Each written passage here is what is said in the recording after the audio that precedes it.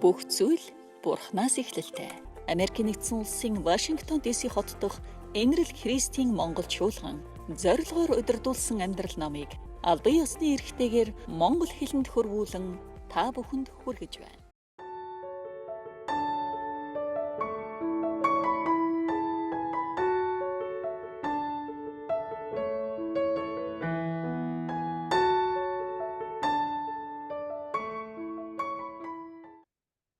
За бид нар зорилгоор удирдуулсан амьдрал гэдэг ном үзэж байгаа. За тэгээд энэ номон дээрээс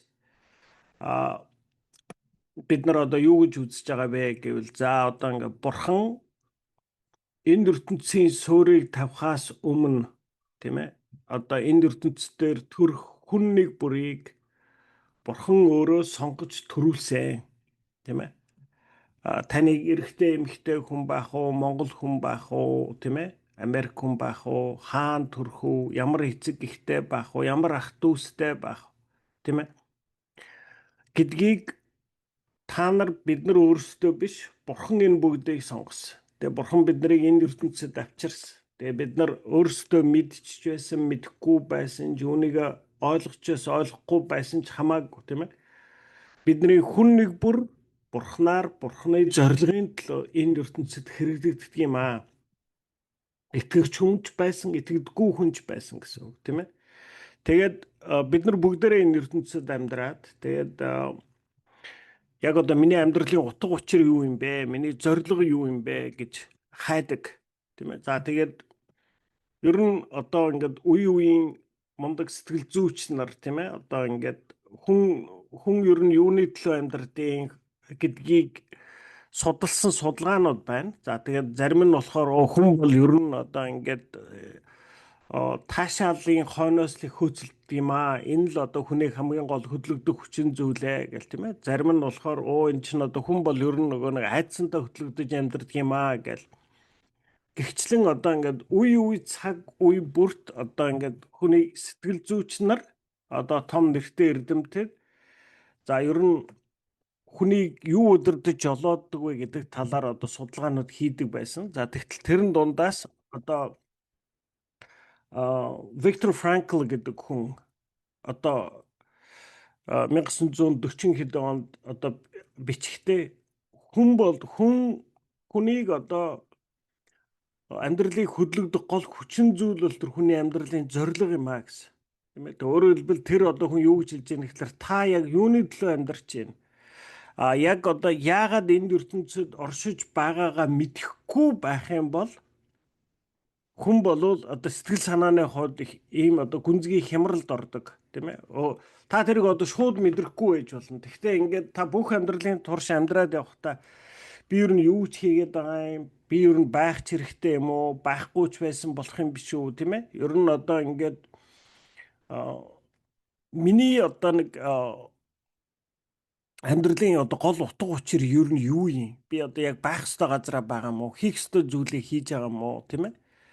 Энэнд биднэрт үргэлжийн тийм эргэлзээний дотор амьдардаг, тийм ээ? Хин ч одоо яг үнэнгээс за энэ бол миний амьдралын зорилгоо гэд амьдрал тохиолдож байгаа бүх зүйлийнхаа одоо ингээд утга учирыг мэдээд ийм учраас ийм зүйл тохиолдож байгаа. Ингээд явах нь зөв. Энэ дээр ийм сонголт хийх нь чухал ч гэдэг юм уу, тийм ээ? Ийм одоо сонголтыг хийж чадаж мэдэхгүй байгаа нөхцөлд хүний сэтгэл санаа одоо үргэлж ингэж нөгөө нэг ийм хоосон таны сэтгэл дотор тийм одоо хоосрол бий болдог. За тэгээд тэр хоосрлоос болоод хүн яадаг вэ гэхлээр тэрийг мэдрэхгүй тулд янз бүрийн одоо ингээд болсон болоогүй зорилгууд өөрөө өөрсдийнхөө амьдрал зохиож эхэлдэг. Одоо ингээд миний зорилго бол одоо том эрдэмтэн болоод нээлт хийх. Миний зорилго бол том бизнесмен болох. Миний зорилго бол одоо эмч болох. Юу гэдэг юм тийм ээ? Гихчлэн ингээд хүн өөрийнхөө амьдралд ийм болсон болоогүй янз бүрийн зорилгыг бодож олж түүгээрээ одоо өөрийгөө тижээж амьдрах гэж оролддог. За гэхдээ харамсалтай нь аль ч одоо тэр үндсэн зорилго нь тэр одоо хүний тэр одоо карьерийн юм уу мөнгө олох гэсэн ч юм уу амжилттай болох гэсэн зорилгууд бол хүний одоо сэтгэлийн тэр одоо үндсэн хэрэгцээг бол хизээч 100% хангаж чаддгүй маа. За тэгэхээр одоо бид нар ч гэсэн өнөөдөр христчин хүмүүс одоо юуг суралцж байна гэвэл би ер нь яах гэж энэ дэлхийд амьдарч байгаа юм. Би яг энэ ертөнцийн хувьд хэн юм бэ? Тийм ээ? Би энэ ертөнцид амьдрахдаа яг чухам юуг хийж амьдрах ёстой юм? Юуг хийвэл зөв юм бэ? Тийм ээ? Гэдэг энэ асуултуудын хариултыг биднэрт одоо Библиэс одоо Рик Warren пастор энэ зорилгоор өдөрдүүлсэн амьдрал номоор дамжуулж хариултуудыг өгсөн байна. Тэгээ өөрөөр хэлбэл одоо Рик Warren пастор юу гэж хэлж байгаа гэхээр хүний амьдралд бол ерөөсө 5 зорилго байна. Өөрөөр хэлбэл та хүн болоод энэ ертөнцид амьдрахдаа та энэ 5 зүйлийг л цасч орж исэн, борооч орж исэн хийж амьдрах хэрэгтэй юм. Ингэвэл таны амьдрал сая утга учиртай болно. та энэ ертөнцид төрсөн одоо энэ амьдарч байгаа тэр одоо гол зорилгоо биелүүлэх юм а гэсэн. Тийм ээ. За хамгийн нэгдүгээрх нь юу вэ? Бид нар бүгдөө үзсэн тийм ээ. Хамгийн нэгдүгээрх нь за Бурхан та үнийг мэдчихвэсэн мэдэхгүй ч байлаа гэсэн. Бурхан тантай 24 цаг хамт байдаг. Тэгэхээр 24 цаг тантай хамт байгаа Бурхантай хамт байж амьдрах нь одоо миний амьдралдаа хамгийн ихэнд хийх ёстой зүйл гэсэн үг. Тийм ээ. Бид нар одоо энийг өмнө нь жишээ болгоод ярьжсэн тийм ээ. За одоо ингээд та нэг хүүхэдтэй байна гэж одоо тийм ээ. Одоо таны хүүхэд 3-4 настай ийм хүүхэд. За тэгээд та тэр хүүхдийг арчлан, хооллон, ундлан, хувцлан тийм ээ. Даарчих вэ, ядарчих вэ, өлсчих вэ, цангачих вэ? Одоо наад чинь өлсөж байгаа оройн хоолыг хийж өгнө, өдрийн цайг бэлдэж өгнө тийм ээ. Ингээл арчлаа л байдаг тэр хүүхдийг.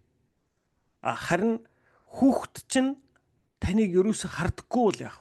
Ерөөсө нүдэн цохор учраас биш. Ерөөсө таныг яг шилэн юм шиг ингээд ерөөсө хардаггүй, мэддэггүй. Тэгэл та алхам бүрийг ингээд хангаад, хамгаалаад яг өөрийн гарын алган дээр тэр хүүхдийг авч явдаг. Тэгсэн мөртлөө хүүхэд таныг ерөөсө шилэн юм шиг ерөөсө хардаггүй, тантай ярьдаггүй. Таныг мэддэггүй. Ингээд ийм байвал яах вэ та? Тийм ээ?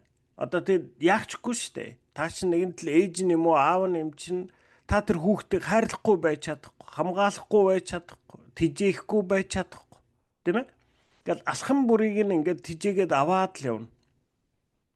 Тэгэхдээ нэг гонигтай юм байна, тийм ээ? Таны хүүхэд таныг аавыгаа юм уу, ээжигээ гэж хардаггүй, үздэггүй, мэддэггүй. Таны тэр хүүхдийн төлөө хийж байгаа бүхнийг тэр хүүхэд ойлгож мэддэггүй. Тийм ээ? Тэгээд энэ нь одоо ингээд тэр таны хүүхдтэйгээ харилцах харилцаанд нэг ийм том хоосон орон зай үүссэн байж байна. Тийм ээ? Тэгэхээр өөрөөр хэлбэл одоо бид нар үүгээр энэ жишээгээр дамжуулж юу гэж хэлж байгаа юм бэ гэхлээр энэ ертөнцийн амьдарч байгаа төрсөн хүн нэг бүрийг Бурхан бүтээсэн. Тэгээ Бурхан яг тэр хүн нэг бүрийн амьдралыг яг ингэж авч явдаг. Тэгээд энэ ертөнцийн хүмүүсийн ихэнх нь яг тэр нөгөө нэг тэр хүүхэд таныг яг шилэн юм шиг харахгүй, таныг ингээд нэвт хараад байгаатай адилхан энэ ертөнцийн амьдарч байгаа хүмүүс Бурханыг хардаг. Тэгснээ одоо таны тэр 3-4 настай хүүхэд чинь өөр нэг хүнийг очиод ааваа гэж дуудвал яах вэ? Ээжээ гэж дуудвал танд ямар байх вэ? Тийм ээ? Таны зүрх сэтгэлийг үнэхээр тэгж хандах юм бол зүсэн тийм ээ? Тийм учраас та нар одоо Библиэлд бичсэн тэр 10 хуулийг мэдж байна уу тийм ээ? Та нар надаас өөр Бурханд мөргөж болохгүй. Би бол хартай Бурхан шүү гэж хэлсэн. Яг л Бурханы зүрхийг тэрнээс илүү гомдоож гонсойлгох зүйл гэж байхгүй байхгүй. Бид нар бодохдоо одоо хүний нүгэл болвол гэхлээр бид нар дандаа худлаа ярих, хулгай хийх гэх дандаа яг хүн хоорондын харилцааны буруу зөрүү зөрчлүүдийг хамгийн том нүгэл гэж харж ярьдаг. Гэхдээ таныг эцэг хүний хувьд, их хүний хувьд таны хүүхдийн ямар хандлага таныг хамгийн их гонсойлох вэ гэвэл таныг аавгаа гэж үзэхгүй байх, ээжигээ гэж хүндлэхгүй байх л таны зүрх сэтгэлийг хамгийн их өвдгөн. Таны хүүхдийн өөр хүүхдэд худлаа хэлэх, хулгай хийх, одоо бүтэлтэй бүтлгүй үйл хийх болвол ер нь хоёр дахь асуудал. Хамгийн том асуудал бол таныг өөрийг нь ээжигээ аавыгаа гэж үзэхгүй байх, хайртай биш байх, хүндлэхгүй байх, харьцахгүй байх. Энэ бол тэр эцэг хүний хувьд, эх хүний хувьд хүүхдээс авч болох хамгийн гүнзгий шарах. Тэгвэл бид нар бурханд итгэдэггүй байхдаа бид нар бурханы өмнө яг ингэж амьдарч ирсэн.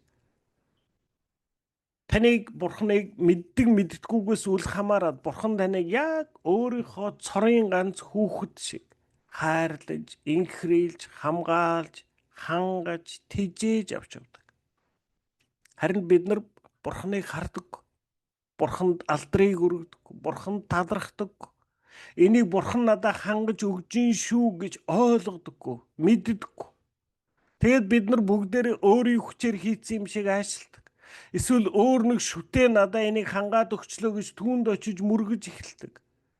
Тэм учраас Библиэлд хэлж байгаа шүү дээ. Энэ хүмүүс тийм ээ бүгдээрээ завхарч, бүгдээрээ харвч хардаггүй, сонсовч сонсдоггүй гэж. Тийм ээ ухаардаг хүн нэг ч алга гэж. Тийм ээ. Тэгэхээр одоо бурханд итгэгч болно гэдэг юу хэлж байгаа юм бэ гэхээр таны хүүхэд одоо ингээд таны хүүхэд таныг их шилэн юм шиг харахгүй та үргэлж тэр хүүхдтэйгээ хамт амьдарч байгаа. Тийм ээ.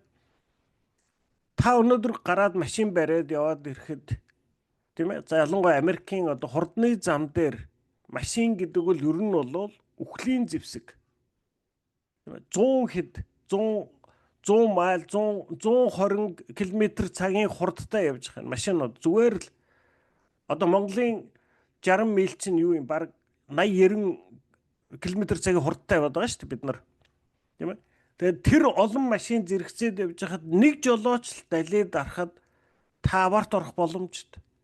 Та аварт ороод үхэгч, гэмтэгч боломжтой. Тийм ээ. Би зүгээр замдаар ингээд 395 дээр давхиад явж хахад миний зүүн гартлын игнэний хүн нөгөө нэг гарах ёстой экзитээ өнгөрөөчихлээ. Тэгээ нөгөө хүн чинь шууд дараад миний урд руу давхиж орчихлоо. Би яаж чадахгүй очоод тэр машиныг мөргөжсэн. Тэгээ миний машин эвдрээд тийм ээ. Тэгээд аюул аваар тохиолддог. Би өчигдөрхөн одоо ингээд мэдээ харж хахад нэг эмэгтэй бенз унж явсан байна тийм ээ. Тэгээд дөрвөн одоо 2 хүүхэдтэйгээ бойфрендтэйгээ өөрөө машин барьж явж байгаад ерөөсөө манай 495-аас гараад 123 руу гарахад жолоодлогоо алдаал тэгээ бүр 100 орчим майлын амар өндөр хурдтай давхиж явсан байна гэж байгаа. Тэгэл аваар хийгээл 2 хүүхэд өөрсдөө нас бараад 2 хүүхэд нь артын суудалд явсан байна л да. Нөгөө хоёр нь айгу хүнд байдалтай эмнэлэг твтэж гэнэ гэж тийм ээ. Тэгэхээр өөрөөр хэлбэл би энэгээр хэлж байгаа гэхээр аюул осол аваар гэдэг бол тохиолддог зүйл. Яагаад танд надад тохиолдохгүй бид нар яваад байгаа вэ гэвэл бурхан хамгаалж байгаа учраас л тэр. Тийм ээ. Тэгэхээр бурхан таныг намайг яг ингээд хамгаалаад аваад явдаг. Яагаад та одоо өнөөдөр ажилтаа байгаа? Яагаад та амьдрах орон гэртээ байгаа? Та яагаад эрүүл саруул байгаа юм? Бурханы ивэл байгаа учраас л энэ шүү дээ. Та өөрийн хүчээр би одоо өөрийгөө эрүүл байлгаж байгаа гэж бодож магадгүй. Хүн өөрсдөө гэж бодох дуртай. Би өөрийн хүчээр ийм гоё ажилтаа байгаа. Би өөрийн хүчээр ингэж мөнгө хийж байгаа. Би өөрийн хүчээр энэ орон гэртээ болсон. Тийм ээ? Хэрэг бурханы гар таны дээр байхгүй бол таны өнөөдөр танд байгаа эрүүл мэнд, танд байгаа эд хөрөнгө, танд байгаа орон гэр, танд байгаа гэр бүл байхгүй болоход тэрэн шиг амархан зүйл гэж байхгүй. Тийм ээ? Тэгэхээр бурхан та биднийг яг ингээд инрээд өөрийн гарын алган дээр аваад явдаг. Тэгтэл бид нар бурханыг бурхан гэж хардаггүй. Бурхан талархдаг. Бурханы ивэл өрөөлөөр, бурханы хамгаалалтаар хэдэн удаа ийм аюул, үхлийн аюул өвчин тийм ээ? Энэ гачигдлаас бид нар хамгаалагдаж явж байгаа вэ гэдгийг бид нар ойлгодог, мэдэрдэг. Тийм ээ? Та хүүхдээ таныг харахгүй ч байсан та арчилсаар, аргадсаар, бүдрээ дуунахт нь татаж босгоод шороогийн гөвн уйлахт нь нулимсын нарчин. Гэхдээ таны хүүхэд таныг хардаг. Таныг ерөөсөө шилэн юм шиг нэвт хараад л яваад байвал таны зүрх сэтгэл хичнээн гонигтай байх. Гэхдээ та тэрийг үйлдэхээ зогсохгүй шүү дээ. Таны хүүхэд юм чинь. Гэсэн нэг өдөр хүүхэд чинь ингээд тань руу харснаа баярлалаа аваа гэж хэлвэл танд ямар байх? Тийм ээ? Баярлалаа аваа. Баярлалаа ээжээ гэж. Таны тэр хүүхэд чинь таныг хараад хэлвэл танд ямар байх? Тэр өнгөрсөн хугацаанд байсан таны зүрх сэтгэлд байсан тэр бүх уйтгар гуниг байхгүй бол та тэр хүүхдээ хайрлаа тэрмээр болно. Та тэр хүүхдийнхаа төлөө инээмсэглүүлэхийн төлөө та юу ч хамаагүй хийхийг хүснэ. Тийм ээ? Тэгвэл бурханд итгэнэ гэдэг бол яг үнийг л хэлж байгаа. Тийм ээ? Нэг хүн бурханыг олж хараад эзэн бурхан минь аваа танд баярлалаа гэж хэлэхэд бурханы зүрх сэтгэлд баярлдаг. Тийм ээ? Библиэлд бичсэн байна. Нэг хүн итгэхэд тэнгэрт найр болдог гэж. Өө ашгүй. Тийм ээ? Отхон жимиг итгэжчээ. Бүгдээрээ баярлаад. Өө ямар сайхан юм бэ те. Та нар тэр нөгөө нэг гайхамшигт хайр гэдэг дуу байгаа тийм ээ. Тэгээд тэрэн дээр англи дээр ингэж хэлдэг. Би сохор байсан би одоо би хардаг болсон гэж хэлж байгаа. Тийм ээ. Би өчигдөр хүртэл сохор явсан. Өнөөдөр би таныг харж байна гэж. Тийм ээ.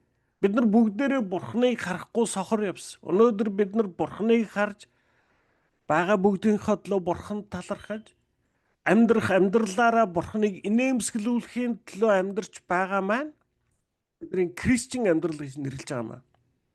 Тийм ээ? Тэгэхээр ингэж тантай надтай 24 цаг хамт байдаг бурхантай хамт байж амьдрах нь бидний энэ ертөнцид амьдрах амьдралдаа хамгийн ихэнд хийх ёстой зүйл. Хоёр дахь нь та бидний сонголтоор биш тийм ээ. Бурхан та бидний хүн нэг бүрийн амьдралд хүмүүсийг авчирч тавьдаг тийм ээ. Одоо би 472 хүн гэдэг тоо хэлж байгаа тийм ээ. За энэ бол мэдээж зүгээр л жишээ авсан тоо шүү дээ. Одоо яг заавал тэр биш яг дунджаар тийм ээ. Одоо хүн амьд яваад та 80 наслахад 472 хүнтэй харилцаатай болдог. Аав ээж, ах дүүс, найз нөхөд, төрөл садангууд, хамт ажлын газрын хүмүүс, нэг газар хамт оршин суудаг танил хүмүүс гихчлэн ингээд явсаар байгаад хүн нэг бүр дунджаар 472 хүнтэй харилцаатай амьдардаг. Тэгэхээр бурхан биднээс юу гэж хүсдэг гэхэлэр ганц зөргөө би чиний амьдралд өгсөн 472 хүн нэг бүртээ чи гүн гүнзгий утга учиртай харилцааг бий болгоорой. Тэгэд энэ гүн гүнзгий утга учиртай харилцааг бий болгох юм бол бий болгож чадах юм бол тэр хүн нэг бүрийн зүрх сэтгэл чиний өмнө нээгддэг. Тэгээд хэрв хүний зүрх сэтгэл миний өмнө нээгдэх юм бол тэр хүмүүс надаас сая одоо тэр миний Кристийн итгэлийг хүлээж авах тэр хүмүүс миний тэр Кристийн итгэл халдах тэр үүд хаалга нээгддэг гэсэн. Би 472 хүнээс 2 хүнтэй л ойр 470-тай нь муу байвал яах вэ? Тийм ээ? Тэг үлдсэн 470-аар ганц зэрэг бүтэхгүйс амар дуруу өргсөн нөхөр байгаа наадах чинь гэж явбал тэр хүмүүс надаас болж бурханд итгэнэ гэж байх уу? Бүтэхгүй энэ ганц зэрэг чинь бүр бүтэхгүй дээрээс нь тэгээд наадах чинь Кристийн гэдэг. Кристчнүүд бүгдээрээ бүтэхгүй. Тэгж хэлнэ үстэй хүн. Хэрв тэр хүн надтай гүн гүнзгий харилцаатай болоод тэгтээ тэр хүн бурханд итгэдэггүй байвал одоо тэр хүн тэр Кристийн итгэлд яаж хандах вэ? Би итгэдэггүй маа. Тэгтээ ер нь бол би Кристийн хүмүүсийг эсэргүүцэхгүй. Манай найз Кристийн, манай найз битгаар их ойр. Тэгээ манай найз бол ер нь одоо миний мэдэх маш олон жил Кристийн яваа. Тэгээ миний мэдэх одоо хүмүүсээс хамгийн итгэл даадаг, хамгийн одоо ингээд тийм ойрхон байж болох хүн байт юм аа. Тэгэхээр би одоо ер нь Кристиан итгэл гэдэг бол ерөөсөө тийм хөнгөмсөг бүтэхгүй муухай гэж би үздэггүй гэж харагдана гэсэн үг. Тэгэхээр Бурхан бид нарыг яг л ингэж гэрчлэхийн тулд л хэрглэж байгаа. Тэгэхээр та бид нарыг одоо амьдралдаа хоёр дахь хийх ёстой зүйл бол таны амьдралд өгөгдсөн хүн нэг бүртэй харилцах харилцааг бид нар гүн гүнзгий болгож, ургуулж, услаж, тийм ээ, амьд болгож авч явах нь та бидний амьдралдаа хийх хоёр дахь зүйл. Гурав дахь нь за бид нар одоо ингээд би одоо ингээд бурханд итгэсэн ч гэсэн за надад одоо хүнд байдаг бүх л муухай зам байгаа. Хувиа хичээсэн зан, нэр төр дуртай, эрх мэдэл дуртай. За жоохон одоо ингээд өөд нарын бараа харцвал хүн дээрлэх санаатай, тийм ээ? Хүн амьтанд өөрөөсөө жоохон доогуур хүнд дээрэнгүү, өөрөөсөө дээгүүр хүнд долгоноор, тийм ээ? Ингээд хүнд байдаг бүх л зан хүмүүс биднэрт байдаг. Бид нар ингээ бие биендээ хэлдэг байхгүй. Оо, ёстой нэр би л лав ерөөсө хүнд атаархдаггүй гэдэг. Ихэнхдээ худлаа. Хүнд атаарахгүй гэж байхгүй шүү дээ. Таны одоо яг өөрийгөө хэмждэг найз чинь таны нүдэн дээр амар мундаг амжилттай болоод явчвал таны дотор нэг жоохон юм ёг хийн шүү дээ. Та гаднаа харуулахгүй шүү дээ. Гаднаа нэмсгэлээд баяр хүргье найзаа чи яасан мундаг юм бэ гэсэн чи дотроо яастай нэр би ямар мяа юм бэ, тийм ээ? Гүн чи хүн төрдгөл бодож штэ. Хүн төрдгөл мэдрэмж штэ. Тийм ээ? Тэгэхээр хүн байгаа нөхцөлд надад өнөөдөр бол хүнд байдаг бүх л зан чанар байгаа. Тийм ээ? Тэгвэл одоо миний амьдралд 3 дахь ёстой хийх зүйл юу вэ гэхлээр ийм нүгэлтэй мөн төрхийнхөө дагуу байх биш. Харин би энэ амьдралд харах хараа хандлага одоо амьдралыг хардаг хараа, хүнийг хардаг хараа, аливаа амьдралын асуудлуудад хандах хандлагаараа би бурхантай адил болж өөрчлөгдөх нь миний амьдралдаа хийх 3 дахь зүйл. Тийм ээ? За одоо хамгийн энгийн жишээ, тийм ээ? За одоо ингээд нэг хүн миний дургу хүргээд байна гэж бод. Тийм ээ? Одоо за тэр хүн бүр одоо ингээд намайг бүр ингээд амар ашиглаад би уг нь зөндөө тусалсан байж л те тэр хүнд заяа. Тэгсэн чинь тэр хүн бүр ингээд намайг бүр ингээд амар ашиглаад тэгснээр дараа нь муулаад, тийм ээ? Таны амьдралд ч нэмэрхүүн тохиолддог үстэй. Та одоо ингээд уг нь хэрэндээ л чадлаараа нөгөө хүндээ тусалсан тэгсэн нөгөө хүн чинь ингээд улам давраад л улам л чамайг ашиглаж яснаа дараа тэр муу ганц зэрэг өстэй хинбэ тэр муу хинбэ тэрнийг мэдчихгүй байна гэд ингээд явж идэг харилцаанууд байгаа шүү дээ. Тохиолддог хүний амьдрал те. За ингэвэл одоо миний дотор ямар бодол төрөх вэ? Би тэрнээс одоо надад хамгийн дөрөнд төрөх зүйл бол энэ нэр хинбэ энэ нэр хин байсан бэ ста нэр гэд би одоо ингээд муу хэлэх хүсэл бол ерөөсөө миний дотор автоматар төрнөө. Тийм ээ? Энэ бол одоо хүнээс гардаг зан чанар. Ерөөсөө л зөрөөд л бүр ахиухан муу хэлчмээр хүн харахад юм бол тэр хүнд энийг нэг олигтойхон яриад тэр нэг жоохон сэтгэлээ онгойлгочмаар хоёлаа нийлээ тэр хүнийг муулчвал миний сэтгэл бүрч тайван болчихгоо л. За энэ бол хүнээс гардаг зам. За тэгснээ одоо бүр цаашаа явах юм бол би хариугаа аммаар байна. Тэр хүнийг жоохон чадчмаар байна. Тэр хүнийг бүтлгүүдхийг хармаар байна, тийм ээ? Бид нар одоо өмнөх хичээлүүд зөндөө ярьж байсан. Герман ардын одоо зүр цэцэн үг байдгаа гэдэг. Юу гэж нэ гэхлээр атаархдаг хүнийхээ бүтлгүүдхийг харах нь хүний жинхэнэ баяр хөөр байд юм а гэж. Тийм ээ? Тэгэхээр эн чинь яг л хүний мөнд хөрөх байхгүй юу? Тийм ээ?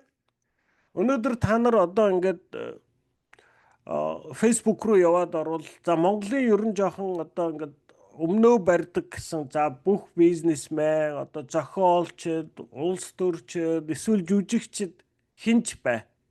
Бүгдээр ингээд манайхан хавтгай муу хэлж байгаа. Тийм ээ? Тэр муу хин байсан, энэ ямар байсан гэл. Эн чинь шалтгаантай байхгүй. Яагаад гэвэл хүн нэг бүр ямар нэг хэмжээгээр тэр хүн жоохон атаархсан сэтгэл байгаа байхгүй. Тэгээд атаархдаг хүнийхээ тухай муу мэдээг болохоор унших юм уу тэрэн дээрээс одоо ингээд гал дүл нэмэх нь надад таашаал өгдөг байхгүй. Хүний нүгэлт мөн төрөхчтэй. Тийм ээ? Тэгэхээр за тэгвэл энэ бол одоо ингээд надад байдаг хүний одоо гим нүгэлт мөн төрхөөс бол ийм реакц гардаг юм байжээ. За тэгсэн чинь би ч одоо Кристиан хүн болж байгаа шүү дээ. Тэгэхээр би одоо Бурхны дагуу ямар шийдвэр гаргах хэвээр.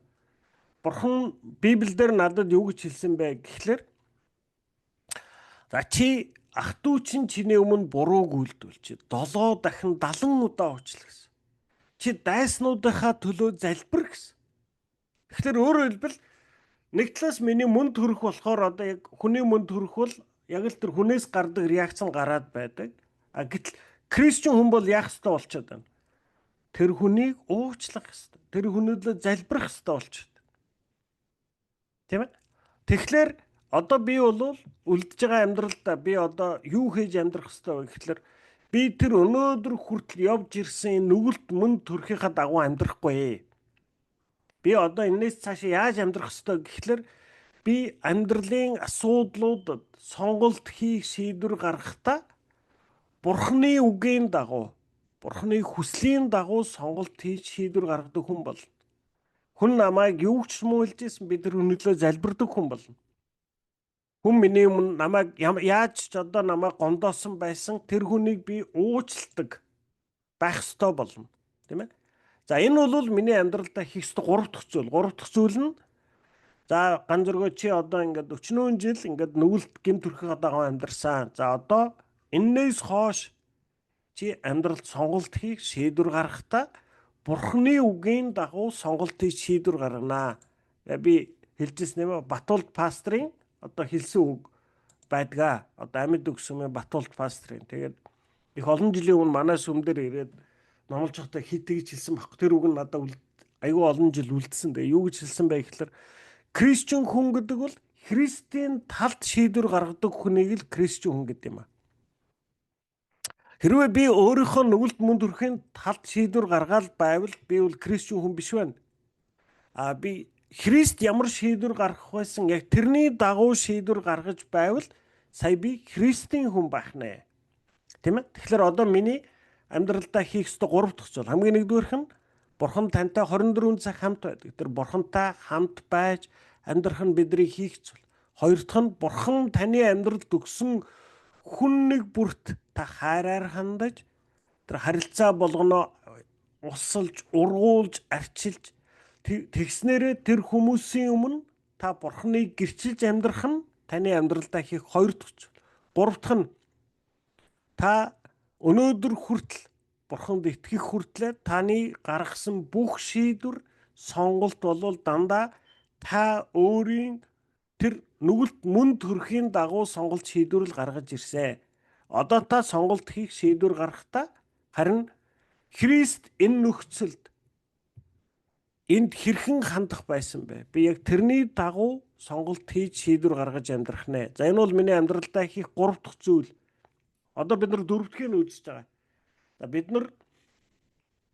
бидний амьдралын 4 дахь хийх ёстой зүйл бол бид нар Бурханд үйлчлэх юм аа. За бид нар энэ дээр ярьсан тийм ээ. Одоо уртлын хичээл дээр за Бурханд үйлчлэнэ гэж яг юу хэлж байгаа юм бэ? Та хэн байна? Яг тэр байгаа төрхөөрөө л Бурханд үйлчлдэг. Бурхан таныг яг ямар хүн байна яг түүгээр танил ашигладаг гэж бид нар сурсан. За одоо ингээд 30 дугаар өдөр Бурханд үйлчлэхээр хэлбэршүүлэгдсэн. Йов 18. Таны мутар надад хэлбэр дүр суруулж намайг бүтээсэн. Исая 43:21. Өөрийнхөө төлөө миний хэлбэршүүлсэн хүмүүс миний алдрыг тунхаглана гэсэн. Өөрөөр хэлбэл Бурхан юу гэж хэлж байна? Би өөрийнхөө төлөө би энэ ганцүргийг нэг хэлбэртэй болгосон юм аа.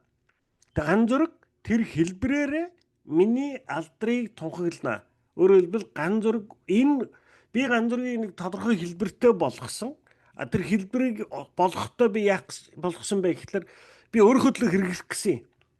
Тэгэхээр ганцүрэг яг тэр хэлбрээрээ надад алдрыг авчирнаа гэж хэлсэн байна. Та Бурханд үйлчлэхээр хэлбэршүүлэгдсэн. Бурхан дэлхийд дээрх бүтээгдсэн бүтээл нэг бүрийг өөр онцгой чадвартай байхаар бүтээсэн. Зарим амьтад гүйж, зарим нь дэвхэрдэг, зарим нь усанд сэлж, зарим нь нөх ухаж үүрлдэг, зарим нь нисдэг. Бурхны хэлбэршүүлсний дагуу амьтан тус бүр өөр өөрийн үүргийг гүйцэтгэдэг. Хүмүүс ч мөн адилхан бидний хүн нэг бүр тодорхой зүйлсийг хийхийн тулд давтагдшгүй онцгой байдлаар төлөвлөгдөж хэлбэршүүлэгдсэн ажээ. Аливаа шинэ барилгыг барихаасаа өмнө архитекторууд энэ байшинг ямар зорилгоор барих вэ? Юунд ашиглагдах билээ хэмээн эхлээд асууж, юунд хэрэглэгдэх гэж байгаагаас шалтгаална тухайн барилга байшингийн ерөнхий хэлбэр загварыг тодорхойлдог. Тийм ээ? За жишээлбэл одоо та театр барих гэж байгаа бол за энэ одоо чи нэг байшин бариад хаа. Гэхдээ тэр байшин чинь юунд хэрэглэгдэх юм бэ гэхээр театр болж хэрэглэгдэх юм аа гэх юм бол та одоо за театр юм чинь энэ байшинг яг ийм л хэлбэртэйгээр хийвэл энэ бол хамгийн сайн театр болно.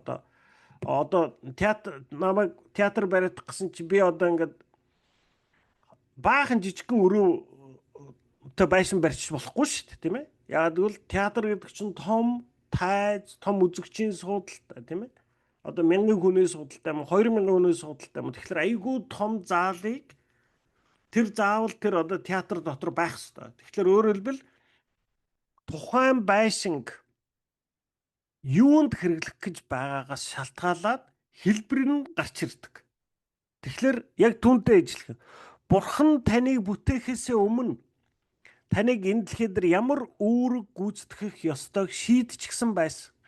Тэрээр таныг өөртөө яг яаж үйлчлүүлэхээр төлөвлөсөн тэр л төлөвлөгөөндөө тохируулан таныг хэлбэршүүлсэн. Та тодорхой үйлчлэлд зориулагдсан бүтээгдсэн учраас таны өнөөдрийн байгаа байдал тань яг тэр үйлчлэлд л тохирсон хэлбэртэй байна гэсэн үг.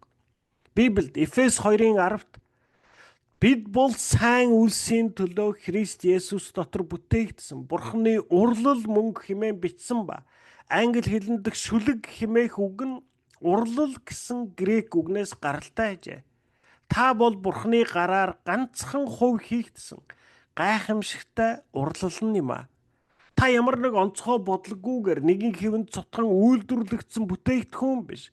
Харин дахин давтагдшгүй цорын ганц гайхамшигт бүтээл билээ. Бурхан зөвхөн таныг хийж чадах үйлчлэлд зориулн таныг зориудаар тусгайлан бүтээсэн. Тэрээр таныг бүрдүүлсэн ДНХ-ч онцгойлон найруулсан. Бурханы ийхүү жижиг нарийн зүйлсдэж онцгойлон анхаарсныг Дэвид магтан дуулж, дуулал 139-ийн 13-аас 14-т та миний дотор нарийн эмзэг эргэтнүүдийг бүтээн эхийн минь хевлээд намайг нэхэн бүрдүүлжээ. Намайг ийм гайхамшигтай нарийн бүтээсэн танд талархъя. Та үнэхээр гайхам бишрэн бүтээжээ гэжээ. Мөн магтан дууч Ethel Waters Бурхан хэрэгцээгүй дэмий зүйлс бүтээдэггүй хэмээсэ. Бурхан таныг энэ дэлхийд мэдлэхээс ч өмнө хэлбэрийг та нарийн нямбаа бүтээгээд зогсоогүй. Мөн таныг цаашид хэлбэршүүлэхэд туслуулахын тулд амьдралын тань өдөр бүрийг төлөвлөсөн ажээ. За одоо ингэ. За би бол ер нь харцангуй яриа хүн. За тэгээ би яриа хүн. За тэгээд би ер нь олон хүмүүстэй байх дуртай. Олон хүмүүстэй нийлээд инээж хөхрөөд одоо ингээд цуглаад ингээд суух дуртай. За тэгвэл энэ бол англиар бол extrovert гэдэг хүн байна.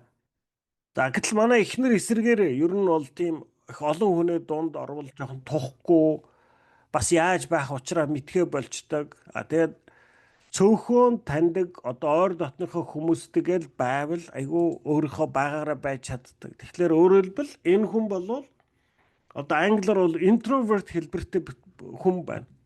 Тэгэхээр манай эхнэрийг чиг, намайг чиг Бурхан энэ ертөнцийн суурийг тавхаас өмнө за ганц зургийг би яг нэг ийм хэлбэртэй бүтээн одоо энэ тийм ээ энэ одоо яриа мараа тийм ээ олон хүнтэй божигнох дуртай энэ хэлбрээр нь би ашиглах учраас ганц зургийг яг ийм л хэлбрээр бүтээнэ гэд сонгож огоод бүтээсэн гэсэн үг.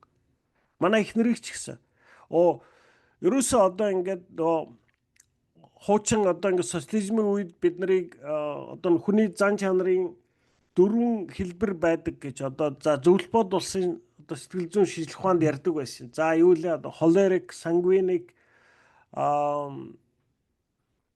өшөө дараачиг нь юу вэ? Тэгээд хамгийн сүүлд нь одоо меланхолик гэдэг.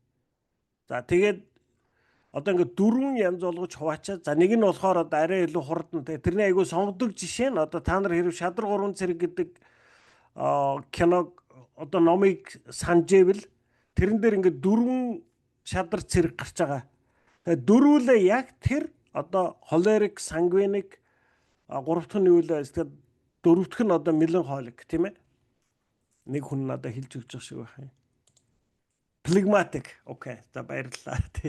Phlegmatic гэж одоо ингээд социализмууд яг ингэж дөрөв ангилаад за тэгээд тэр одоо шадар 3 цэрэг дээр нэг яг өнөөдөр шадар 4 цэрэг гарч байгаа ш. Тэгэнгүүт нэг нь холерик, нөгөөх нь сангвиник, нөгөөх нь phlegmatic тэгээ хамгийн сүүлийнх нь одоо меланхолик гэдэг ийм одоо зам төрхийн хэлбэр байд юм аа гэд. За тэгээд одоо социализмууд юу гэж хэлдэг гэсэн ер нь сангвиник нь арай дээрээ. Тэр меланхолик бол нэмэргүй гэдэгтэй. Тэгээ бүр тэрийг нь одоо бүр ингээд манай нэг юм ангайсан нэг юм манай нэг ангайсан нэг меланхолик юм байдیں۔ Ингээд одоо бүр тийм хараалын ч юм уу одоо нэг ийм болсон ингэж нэрлдэг байсан. Тэгвэл бид нар өнөөдөр юу гэж итгэж байна гэвэл үгүй тэр дөрвөн хэлбэр дөрвөлэл сайн. Тийм ээ?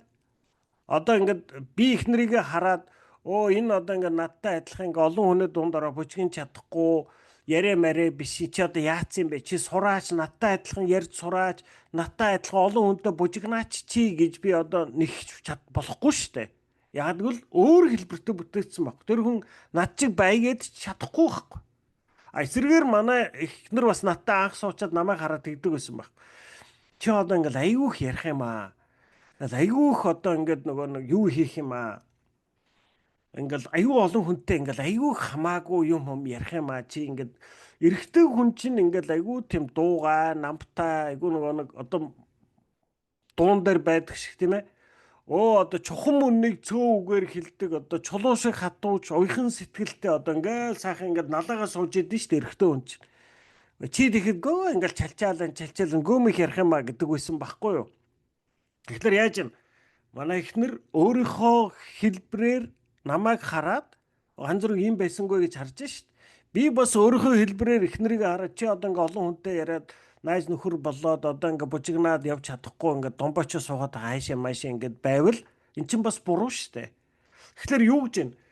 Хүн болгон яг өөр өөрийн хэлбрээр бурхан зориуд бүтээсэн байхгүй. Тийм ээ? Тэгэхээр одоо тэр холерик байна уу, сангвиник байна уу, phlegmatic байна уу, эсвэл тэр меланхолик тийм ээ? Тийм төрхтөө бүтээсэн бол бурхан таныг яг тэр төрхөөртөн л хэрэглэнэ гэсэн үг. Та тэр төрхөө өөрчилж өөр хүн болох ёстой гэсэн үг биш. Энийг төрх нь нөгөө төрхөөсөө ч илүү сайн гэсэн үг ерөөсөө биш. Тийм ээ? Тэгэхээр бурхан таныг яг ямар хэлбэртэй бүтээсэн. Одоо ингээд ялангуяа эмэгтэй хүмүүсийн дунд одоо гардаг айгүйх тийм буруу хандлага их байна. Эмэгтэй хүмүүс дандаа одоо та нар өөрсдөө эмэгт одоо манай энэ эмэгтэй хүмүүс тийм байгаа. Одоо 36 хүн байна. За хэдэн эмэгтэй байгаа. Бараг бүгдээрээ өөрийгөө голж байгаа. Би өндөр биш. Эсвэл би өндөр. Эсвэл би намхан. Эсвэл миний царай нэг юм. Эсвэл би одоо нэг ийм байхгүй яваа. Тийм болчихгүй яваа. Тэрэн шиг байхгүй яваа. Тэгээд дээрэс нь ядж хахад одоо ингээд нөгөө нэг модель зодол мисцисгээ шалгаруулна. За тэгэнгүүт тэдний нэг юм одоо төгс стандарт юм шиг хүлээж аваад тэгээ нөгөө стандартаа өөрийгөө харьцуулаад голоод эхэлдэг байхгүй. Тийм ээ? Энэ бол буруу юм аа. Тийм ээ? За тэр одоо энэ төгс гэдэг стандарт тэр одоо эмэгтэй хүн ийм л байвал гоё гэдэг стандарт чинь бүх цаг үеийн туршид өчнөө өөрчлөгдсөн. За та нар одоо энэ хиний үеийн зургуудыг санаж байвал одоо ингээд дундад зууны үеийн одоо сэргэн мандалтын үеийн зургууд харвал айгүйх ингээд нөө эмэгтэй хүмүүс ингээд айгүйх том тухтай тийм зургууд нэлээд байгаа. Тэр үед яажсэн гэхлээр шүү дээ. Том тухтай байвал айгүй эмэгтэй хүний хөөрхөн гэж үзээд эмэгтэй хүмүүс том тухтай харагдахын бол урдаасаа үсээ хусдаг байсан гэж байгаа. Тэгээд дараа нэг хэсэг одоо та нар Рембрандтын зургууд сануул айгүй тийм махлаг эмэгтэйчүүдийг зөндөө зурсан байгаа. Яагаад гэвэл тэр үед ийм махлаг байх нь айгүй гоё юм аа гэж үздэг байсан. Тэгэхээр тэр нөгөө нэг одоо эмэгтэй хүн ийм байх ёстой гэдэг төгс стандарт угаасаа байхгүй. Тэр төгс тэр өнөөдрийн төгс гэдэг байгаа стандартууд бол цаг үе болгоноосоо болоод өөр болоод солигдоод яваад байсан. Эмэгтэй хүн бол бурхан таныг яг ямраар бүтээсэн байна. Таныг ямар өндөртэй, ямар царай зүстэй, ямар нүд хамартай бүтээсэн байна. Бурхан үнийг бодож байгаа л бүтээсэн. Та үүнийг голж байгаа бол та бурханд хандаад та намайг яагаад юм бүтээсэн бэ? Намайг энэс айтайхан бүтээчихгүй. Та ер нь муу бүтээсэн байна шүү гэж хэлж байгаа гэсэн үг ээ. Тийм ээ? Одоо та нар хэрэг санаж байвал одоо ингээд 60-аад оны үед одоо ингээд нэг би одоо яг нэрийг санахгүй байна. Нэг Америкийн хар арстан дуучин хүүхэн од болж гарч ирэхгүй юу? Тэгэд тэр хүүхний одоо дутагдлын байсан гэхэлэр ингээд амар том амтай, амар том шүдтэй. Тэгэд ингээд бөөлн гард юм байна. Тэгж одоо гардаг хүмүүс байдаг шүү дээ. Энийхлэр юм уу ярихлаар ингээд бөөлн шүднээсээ дээшээ бөөлн гараад байдаг хүмүүс байна. Тэгж гардаг юм байна. Тэгээд нөгөөдгөөс амар ичдэг юм байна л да. Тэгээд нөгөөдөг чинь ингээд аюу гой дуулдаг. Тэг ингээд нэг удаа ингээд нэг бааранд ороод ингээд дуулаад тэгээд дуулцаад ингээд өдрөө гарсан чи хойноос нэг хүн дагаж гарчихсан гэдэг гарч ирсэн ингээд дуудаад би чамд нэг юм хэлэх гэсэн юм аа гэж заа гэсэн чинь би чамайг юунаас ичээд юуг нуух гэж хичээгээд байгаа чи би харж байна. Тэгээд чи одоо ингээд нөгөө бөөлө гаргачихгүй гэдэг ингээд уруулаа ингээд дараад дуулахлаар нөгөөч олигцоо дуулж болдоггүй. Тэгээд чи ерөөсө тэр уруулаа март. За юу. Тэр зүгээр л тэр дуугаал дуул. Тэр нь сайхан харагдана уу, муухай харагдана уу, дарвайж харагдана уу, бөөлчин харагдана уу, шүдчин харагдана уу, ерөөс тэрийг ерөөсө март.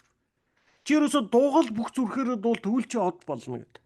Тэгэл тэр өдрөөс эхлээд тэр эмэгтэй бол ерөөсө бүр нөгөө нэг бараг л микроны идэх гэж байгаа юм шиг тэгж орилж те ингээл ерөөсө тэр бүх шүд мүд бөөл хамаг юмаа гаргаад дуулдаг болсон гэж байгаа юм. Тэгээд бүр амар од болсон. Хожим нь яасан гэхэлэр өөр дуучид яг тэрнийг дуурайж бүр ингэ тийм шүдтэй тийм бөөлтэй болох юмсан гэж хүсдэг болсон гэж байгаа юм.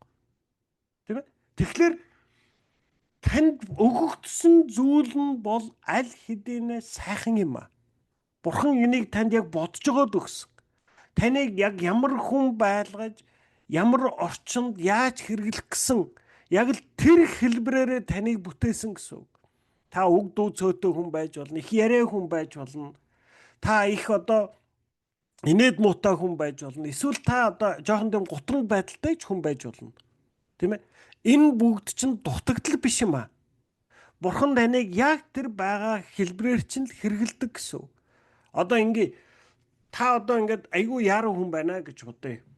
Тэгвэл таны эргэн тойрны хүмүүсийн дунд та яруу та байснараа тэр хүмүүсийн ямар нэг байдлаар өөрчлөхийн тулд хэрэглэгдэж байгаа гэсэн. Одоо манай нэг тим найз байдаг. Одоо ингээд саяхан бас манай нэг хоёр одоо дүү манайд нүүж ирсэн. Тэгээд би ингээд харж байгаа байхгүй. Хөө тэр хоёрын тэр яруу тэр хариуцлагатай цаг маг барьж байгааг жигтэйхэн.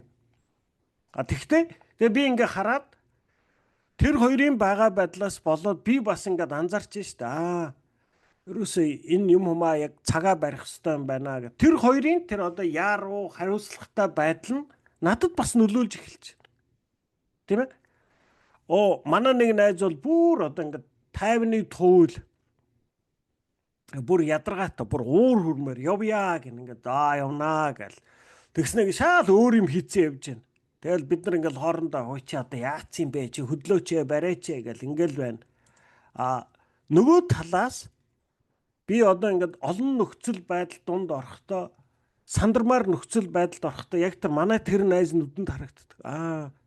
Энэ хүн бол миний оронд тэр хүн байсан болвол тэгж сандарч бачимдахгүй дээ. Яг л ингэж л хандандаа гэдэг хандлага нь миний сэтгэлд байдаг. Тэгэхээр өөрөөр хэлбэл яаж вэ? Тайван хүн ч, сандруу хүн ч тийм ээ. болгоомжтой хүн чиг, их өөдрөг хүн чиг бүгдээрээ танд ямар нэг хэмжээгээр нөлөөлдөг. Энэ нөлөөг та авъя гэж хүсдэг ч биш. Аав энийг нь дуурай, тэрнийг нь дуурайхгүй ч гэдэг сонголт байдаг. Тэр хүний хажууд та ойрхон очичл байгаа бол тэр хүнээс заавал тэр нөлөөг авч байгаа. Одоо ингээл бид нар нэг хэсэг ингээл найзуудтайгаа нийлээд юу үзлээ. Одоо ингээд Sopranos гэдэг кино байдаг. HBO дээр гардаг заяа. За тэгэл нэг мафта кино аахгүй юу? За тэгэл үзээлээ. Тэгээд нөгөө мафта киногоо үзээд тэгэл бүр ингээл бүр халуурлаа. Ерөөс одоо ингээл өдрийн 1-2 анги үзчихэл одоо үргэлжлүүлээд алийг явъя. Тэр үед нөгөө бүр одоо Hollywood видео юу эднэр байсан нөгөө блокбастер эднэр байсан. Тэгээ очиж рентэлж авчираад бүр өдөр шөнөгүй үзээд тэгээд нэг анги үзэж тусчаал шөнийн 2-3 болж байгаа шүү дээ. Дахиад нэг үзчихгүй гэж байгаа л үзээл. За тэгэл нөгөө киногоо гүнзгий үзсэн чинь тэр кинон дэр юу байдаг гэхэлэр нөгөө HBO дээр гардаг киноч ер нь хараал тавьдаг шүү дээ. За тэгээд аим дүүрэн хараал. Тэгээд тэр кино үзээд хэд хоногийн дараа чи бид нар яг тэгж хараал тавьж эхэлсэн гэж боддоо. Эхлээд би энэ тоглоомор тий what are you talking about гэж эхэлсэн байхгүй ер нь бол одоо ингээл эхлээл инээж эхлээд сүүлдээ зам дээр одоо ингээд машинтай одоо ингээд нөгөө байр пулаацгалд хүртэл харааж эхэлсэн байхгүй тий тэгж нөлөөлдөг. Та ерөөсөө ямар нөхцөл байдал донд орно тэр чин танд заавал нөлөөлдөг. Тэгээд бид нар бүгдээрээ одоо бас ингэ болсон болоогүй хараал хэлдэг хүмүүс байжгаад бид нар сүм дээр яваад бид нар айжмаар баг бүгдээрээ нөгөө хараалаа хэлэхэ болдог. Бид нар манай сүмд бас анх ингээл баг бүгдээрээ шахуу тамхи татдаг хүмүүс байсан. Тэгээ айжмаар тамхи татхаа болдог. Тийм ээ. Тэгэхээр ямар орчин байна яг тэр орчинд танд нөлөөлж байдаг. Тэгэхээр Бурхан таныг яруу юм уу, тайван болгож бүтээсэн үү, яриа юм уу, дуу цөөтэй болгож бүтээсэн үү? Яг таныг тэр байгаа байдлаар чинь тэр байгаа орчинд тань хэрэглэхийн тулд л тань тэр хэлбэрийг өгсөн гэсэн үг. Тэгэхээр би бол одоо их яриа их нээлттэй хүн байснаа их одоо намтаа тэ чухам үгийг цөөн үгээр хэлдэг тийм айгу намтаа Монгол иргэн шиг болох гэж хичээх юм бол нэгдүгээрт би зовно. Хоёрдугаарт Бурхан намайг яг тэр анхны байдлаар хэрэглэх гэсэн Бурханы хүслийг би биелүүлж чадахгүй болж байгаа байхгүй. Тийм учраас та бид нарыг яг ямар хэлбэрээр бүтээсэн яг тэр хэлбэрээр хүлээж авах хэрэгтэй. Тийм би ийм хүн, тийм би ийм өндөр үү, намхан уу, царай муутай юу, царай сайхан уу. Тэр царай муутай, царай сайхан гэдэг чинь чиг бид нар энэ нийгэмд бий болчихсон стандарттай өөрийгөө л харьцуулж хараад байгаа юм шүү дээ. Тийм ээ. Тэгээд миний нүд ийм одоо ийм тийм л гин. Яг үнэндээ хүн болгон яг байгаагаараа үзэсгэлэнтэй. Тийм ээ. Та яг тэр байгаа байдлаараа байдалтай л яг та жинхэнэ тэр хувь хүнээрээ л байвал тэр яг тэр байдлаараа л та хүний сэтгэл татан байдаг. Та өөрөөсөө өөр хүн байх гэж хичээхлээрээ л сэтгэл татан биш болдог. Тийм ээ. Тэгэхээр Бурхан таныг өөртөө яг яаж үйлчлүүлэхээр төлөвлөсөн тэр л төлөвлөгөөндөө тохируулан таныг хэлбэршүүлсэн. Тийм ээ. Та тодорхой үйлчлэлд зориулсан бүтээгдсэн учраас таны өнөөдрийн байгаа байдалтай нь яг тэр үйлчлэлд тохирсон хэлбэртэй байна гэсэн үг ээ. Тийм ээ. За тэгээд цааш нь Бурхан таныг энэ дэлхийд мэдлэхээс ч өмнө хэлбэрийг тань нарийн нямбаа бүтээгээд зогсоогүй мөн таныг цаашид хэлбэршүүлэхэд туслуулахын тулд амьдралын тань өдөр бүрийг төлөвлөсөн ажээ. Энэ тухай Дэвид цааш нь дуулал 139:16-д миний амьдралын өдөр бүр таны номонд бичигдсэн. Нэг ч өдөр нь болоогүй байхад мөч бүрэн төлөвлөгдсөн ажээ хэмээн үргэлжлүүлэн хэлжээ. Өөрөөр хэлбэл таны амьдрал тохиолдох нэг ч зүйл дэмий хоосон байдаггүй гэсэн үг. Бурхан эдгээр бүхэл зүйлсийг таныг бусдад болон өөртөө үйлчлүүлэхэд зориулан хэлбэршүүлэхэд ашигладаг гэж. За одоо ингээ. За яг за одоо ингээ би болвол одоо ингээ жоохносоо ингээд яг өөр дээр нэг анзаардаг. Миний ер нь ингээ жоохносоо хамгийн дуртай байдаг зүйл бол ингээ ном унших дуртай байсан. За тэгээ ном уншаад яадаг үг гэхлээр одоо ингээ хүн ямыг яагаад ингэж хийж байгаа нь надад айгу сонирн байдаг. Тийм ээ. Зарим хүмүүст бол бүр энийг ерөөс сонирхдаггүй. Тэгэхдээ миний хувьд бол ерөөсөө л би ер нь бүхэл амьдралын туршид энэнд л дуртай байсан. Миний ер нь ингээл дуртай байгаа ном олж сонсох ёстой. Одоо ингээд нөгөө нэг ирж хайдаг юм бол дандаа л тийм учраас би одоо нэг талаас харахад айгүй хэрэг дуртай байхгүй юу? Би хүнтэй уулзах юм бол нэг хүнээр амьдралыг яриулах гэдэг байхгүй. Чи дэ яасан гинэ тэгсэн гинэ авгаа нөхрөөр та уулзах юм бол та хоёр хоорондоо яаж танилцсан? Тэгээ хин яаж эргүүлсэн? Хин нь яаж гуйсан? Чи яасан гинэ гэдэл тийм ээ. Яа ингээд өөрөөр хэлбэл надад тэр хүн юмыг яагаад хийж байгаа нь дандаа сонирхолтой. Тэгэхээр анхнаасаа бурхан намайг нэг тийм хэлбэртэй бүтээсэн байж штэ. Тэгээд цааш нь одоо юу гэж хэлж чинь чамайг ямар хэлбэртэй бүтээчээд за тэр хэлбэрийг чинь улам ингээд гүнзгийрүүлэхийн тулд чиний амьдралд тохиолдох зүйлсүүдийг бас бурхан яг тэрний төлөө тохиолдуулдаг гэж. Тэгээ би өөрийгөө өнөөдөр хардаг байхгүй юу? Би одоо ингээд нэг талаас би айгүйх бурханаар ивэгдсэн хүн байна. Тэгээ юу гэхэлэр надаа зүгсэн зүйлээ нааж байдаг. Тэгээ би тэрийг харахлаараа юу гэж харж байгаа гэхэлэр бурхан намайг угаасаа нөгөө хүн сонирхтыг мэднэ. Тэгээд миний тэр хүн сонирхдаг тэр чанарыг хөгжүүлэхийн тулд надад бүр ингээд зүссэн зүйлээ найзуудаг өгсөн. Бүр ингээд бүр амар худалч найзч байна. Бүр улаан луурч найзч байна. Тэ? Айгуу сайн найзч байна. Урлагийн хүнч байна, улс төрчч байна. За хулигаанч байна, тийм ээ? Тэгээ бүр ингээд тэгээ манай нэг найз надад хэлдэг байхгүй. Энэ ганцрог ерөөсөө ингээд өөрөө ёлкны мод шиг.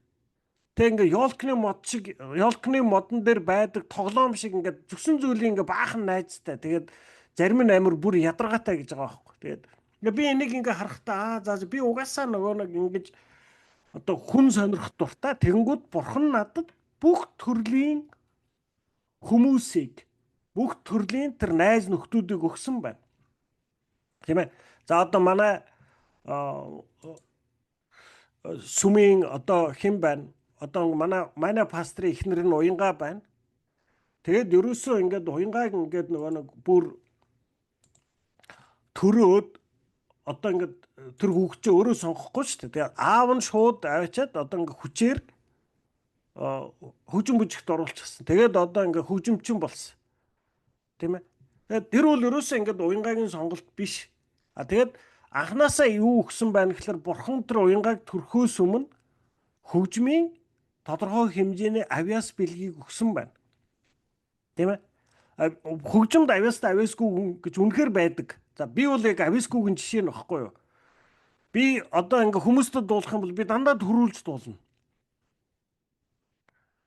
За одоо гэл ингээл дуулчихтай зэрэг хүмүүсээс төрүүлээд дуулцдаг. Тэгэл намдаа нөгөө бусд манай хөгжим мэддэг хүмүүс чи сонсолтоо хөгжмөө сонсолтоо гэ. Би өөдөөс нь би хөгжим сонсмоор хөгжим намайг дагаж тоглол яг болох гэдэг нь. Тэгэхгүй хөгжмөө сонсохлоор миний дуу ерөөсө тохирохгүй байна. Би дураараа дуулаад хөгжим яг намайг дагаад тоглоод байвал яг болчих гээд байгаа байхгүй юу. Тэрнээс би яг хөгжмөө сонсч чаддаггүй хэмжээндээ муу. Тэгээд нэг бол төрүүлж дуулна, нэг бол ингээ бүр хоцроод ингээд ерөөсөө болдохгүй байхгүй юу. Тэгтэл бүр анхнаасаа тийм хэмжээтэй хүмүүс байна. Анхнаасаа тийм хөгжмийн сонсголтой хүмүүс. За уянгад яг тэрийг өгсөн байна. Тэгээд бурхан яасан гэхэлэр анхнаасан дээр авьяас өгөнгүүтээ бүр амьдралын өөрийнх нь сонголтоорч биш өөрөө ч уучраа олоог багт нь аваачаад хөгжим бүжигт оруулаад тэгээ одоо хөгжим бүжигч нь одоо ингээд тэр багш нар нь одоо хичнээн хатуу чинь те ширүүн чинь тэгэл ерөөсө хэдэн жил өгтлээ дарамтлуулаад хөгжимчин болж гарч ирж байгаа байхгүй. Тэгэхээр яаж вэ?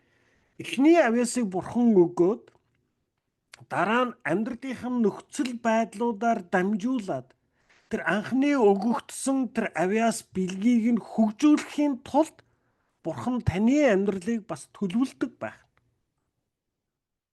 Тийм ээ? Тэгэхээр Бурхан таныг энэ дэлхийд мэдлэхээс ч өмнө хэлбэрийг тань нарийн нямбай бүтээгээд зогсоогүй. Мөн таныг цаашид хэлбэршүүлэхэд туслуулахын тулд амьдралын тань өдөр бүрийг төлөвлөсөн ажээ. Тийм ээ? Тэгэхээр танд анханасаа Бурхан тодорхой бусдаас өөр чанарыг өгдөг. Тэгээд тэр яг тэр өөр чанарыг чинь хөгжүүлэхийн тулд таны амьдрал төлөвлөгддөг гэсэн үг. Тийм учраас нэг ч хүний амьдрал нөгөөдөгтөг адилхан байдаггүй. Хүн болгоны хувь тавилан өөр. Хүн болгон шал өөр замаар явна. Тэгээд цааш нь юу гэж нэхлээр өөрөөр хэлбэл таны амьдрал тохиолдох нэг ч зүйл дими хоосон байдаггүй гэсэн үг. Тийм ээ? Би ингээд харах юм бол миний амьдралд дайралтсан хүн болгон миний заримд нь би дуртай байна, зарим нь надад дургүй байна. Гэхдээ хүн болгон надад нөлөөлсөн. Тийм ээ? Би үнэхээр одоо ингээд эргэж хараад хэрэг би одоо ингээд Бурхан талархвал үнэхээр одоо миний амьдралд өгсөн найз нөхдүүд, миний амьдралд өгсөн хүмүүсийн төлөө би Бурхан талархна. Үнэхээр сонирхолтой. Тийм ээ? Тийм сонирхолгүй энэ шал ядаргаатай одоо харилцах үед ядаргаатай хүн байна. Гэсэн чиг тэр хүн нэг бүр миний хувьд одоо нэг шин ном мэт. Яг үнэхээр ингээд сонирхмоор энэ хүн яг яагаад ийм юм тийм ээ? Нэг уншаагүй ном мэт. Тийм ээ? Тэгэхээр Бурхан танд анхны чанарыг өгдөг. Тэгээ тэр чанарыг чинь хөгжүүлэхийн тулд таны амьдрал тохиолдох зүйлсүүдийг ч гэсэн бас Бурхан төлөвлөсөн байдаг гэсэн үг. Таны амьдрал тохиолдох нэг ч зүйл дими хоосон байдаггүй гэсэн үг. Бурхан эдгээр бүхэл зүйлсийг таныг бусдад болон өөртөө үйлчлүүлэх үйлчлэлд зориулан хэлбэршүүлэхэд ашигладаг. Бурхан юу ч дими үрдэггүй. Тэрээр танд таны чадвар, сонирхол, авиас бэлэг, хувь хүний онцгой төрхийг амьдралтаа тохиолдох зүйлс зэргийг өөрийнхөө алдрын төлөө хэрэглэхээр өгчээ. Өөрөөр хэлбэл яаж вэ? Надад төрхөөс өмнө өгөгдсөн одоо хэрэг дуртай, одоо муугар хэлбэл хэрэг дуртай зан байна. Тийм үү? Миний муугар хэлбэл одоо яриа мараа одоо ингээд те ийм зан чанар байна. Эдрийг ингээд Бурхан үүнийг хэрэглэхийн тулд надад өгч. Тэгээд цаашдаа яг миний энэ чанаруудыг улам хөгжүүлэхийн тулд миний амьдрал тохиолдох зүйлс төлөвлөгдсөн гэсэн үг. Тэгээ өөрөөр хэлбэл би яах нь вэ? Би тэр Бурханы надад өгсөн тэр хэлбэрийг тийм ээ? Би яг тултал хөгжүүлвэл би одоо ингээд яадаг юм те. За би ер нь ингээд эргэн тойрноо харахаар Ганбаатар юм уу, Хурцаа юм уу ингээл одоо мөнгөн ч юм уу ингээд надаас шал өөр хүмүүс байгаад байна шүү дээ. Тэгэхээр би ингээд харснаа би ер нь ингээд Ганбаатар шиг л болноо. Би Хурцаа шиг л болёо. Эсвэл би ерөөсөө мөнгөн шиг л болмоор байна гэж би хүсэхгүй байх нэ. Би хэн болох ёстой гэхээр би байж болох хамгийн сайн ганцөргөл болох ёстой. Би 2 дугаар зэргийн Ганбаатар, 3 дугаар зэргийн одоо Хурцаа болох шаардлагагүй. Байх ёсгүй. Бурхан намайг ганцөргөл байх гэж бүтээсэн байхгүй. Тэгэхээр Бурхан намайг яг тэр ганцөрг гэдэг нэг хувь хүн байлгахаар анханаас нь бусдаас өөр тэр чанаруудыг өгсөн. Тэр бусдаас өөр чанарууд маань өсөж хөгжөөд үр жимс гаргахын тулд миний амьдралыг төлөвлөсөн. Тэгэхээр би тэр Бурхан намайг яг хэн байгаасаа гэж хүссэн яг тэр хүн болоход л Бурхан намайг хамгийн сайнаар хэрэгжилж чаддаг болдгоо гэсэн үг. Тийм ээ? Бурхан юу ч дэмий үрдэггүй. Тэрээр танд таны чадвар, сонирхол, авиас бэлэг, хувь хүний онцгой төрх хийгээд амьдралтаа тохиолдох зүйлс зэргийг өөрийнхөө алдрын төлөө хэрэглэхээр өгчээ. Эдгээр хүчин зүйлсийг таньж мэдж ойлгосноор таны амьдрал дахь Бурханы хүсэл юу болохыг та олж мэдэх боломжтой болно. Библиэд таны гайхамшигтай нарийн нэгдмэл гэж бичсэний дагуу та бол маш олон хүчин зүйлс хийгээд өгөгдлүүдийн нийлмэл тул би таныг эдгээр хүчин зүйлсээс тавыг нь байнга санаж яваасаа хэмээн шэп гэсэн товчлолыг сонголоо. Энэхүү бүлэг болон дараагийн бүлэгт би эдгээр 5 хүчин зүйлсийг дэлгэрүүлж мөн өөрийгөө хэрхэн нээх, танд зориулсан Бурхны төлөвлөгөөг хэрхэн ойлгож илрүүлэхийг тайлбарлах болно. Бурхан үйлчлэлд танд зориулж таныг хэрхэн хэлбэршүүлдэг вэ? Бурхан бидэнд ямар нэг даалгаврыг өгтөө түүнийг биелүүлж гүйцэтгэхэд хэрэгтэй бүхнийг бас хангаж өгдөг. Эдгээр хүчин зүйлсийг нэрлвэл одоо shape гэдэг үгийг эхнээс нь харвал S буюу spiritual gifts гэж байгаа. Сүнслэг бэлэг авьяас. Хоёр дахь нь зүрх сэтгэл, гурав дахь нь чадварууд, дөрөв дэх нь хувийн мөн төрх, тав дахь нь амьдралд тохиолдох зүйлс ажээ. Тэгэхээр за одоо би Бурхан намайг яг одоо ямар хүн бай гэж бүтээсэн юм, тийм ээ? Үнийгээ таньж мэдээгүй би эдгээр 5 зүйлс болгон дээр төвлөрөөд харвал за Бурхан намайг ер нь яг л ийм л хүн бай гэж бүтээсэн юм байна. Тэгээ миний амьдрал тохиолдсон зүйлсүүдийг ч гэсэн үүний төлөө л надад тохиолдуулсан юм байна. Тэгэхээр би яг энэ анханасаа өгөгдсөн өөрийн онцгой хэлбэрийг аваад тэгээд бас тэр амьдралд өгөгдсөн нөхцөл байдлуудыг ашиглаад би одоо ингээд Бурхан намайг 100% ганцрог бай гэж бүтээсэн бол би одоо нэг 5-10% ганцрог байж болохгүй нэ. Би тэр Бурхан намайг 100% байгаарай гэж хүссэн бол би тэр 100% болтол хөгжихийн тулд би өөрийнхөө хэлбэрийг таньж мэдэх нэ.